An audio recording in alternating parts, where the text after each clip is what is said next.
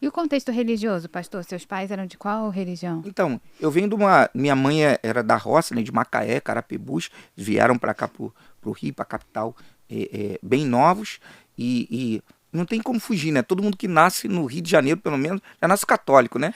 Sim. Por obrigação, né?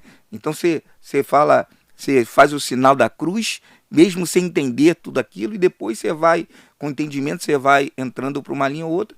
Minha mãe conheceu. Meu pai nunca teve uma religião formada, sempre acompanhava a minha mãe, mas a minha mãe sempre gostou um pouco da linha dos Testemunhos de Jeová, quando mais nova atendeu a isso, mas quando eu tive a oportunidade de ter um pouquinho mais de conhecimento, de conhecer um pouquinho mais de Deus, eu tive a oportunidade de pregar para ele e para ela. E meu pai, antes de encontrar com Jesus, eu acho que já está guardadinho lá, esperando para encontrar com o Senhor.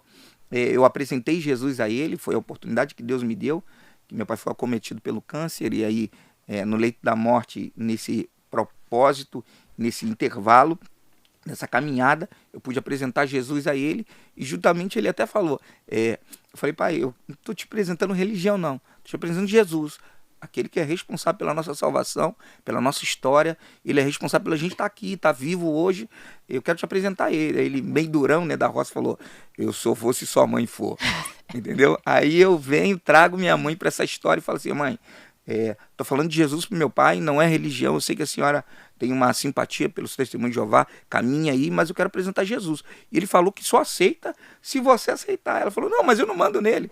Eu falei, então não é sobre religião, vamos falar sobre Jesus. Aí tivemos uma conversa bem franca sobre Jesus, e ela entendeu, ele entendeu, e eu consegui, em Jesus, transmitir para eles essa mensagem e receber o eu aceito deles dois, né? Eu Amém. acho que Glória a Deus. o meu melhor evangelismo foi para eles. Amém. E você, Jana?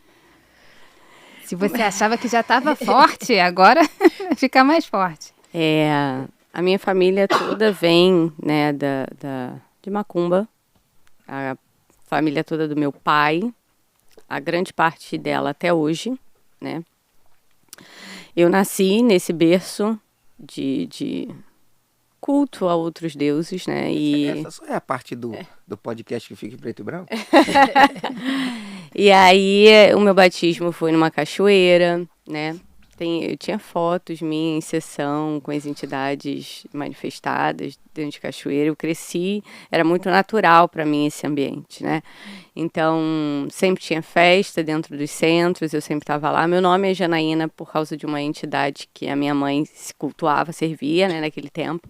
E o nome dela era Janaína, era uma pombagira. E minha mãe, quando minha mãe engravidou, ela falou, é uma menina. E aí ela falou, se for menina, vai ter o teu nome. E aí, botou meu nome,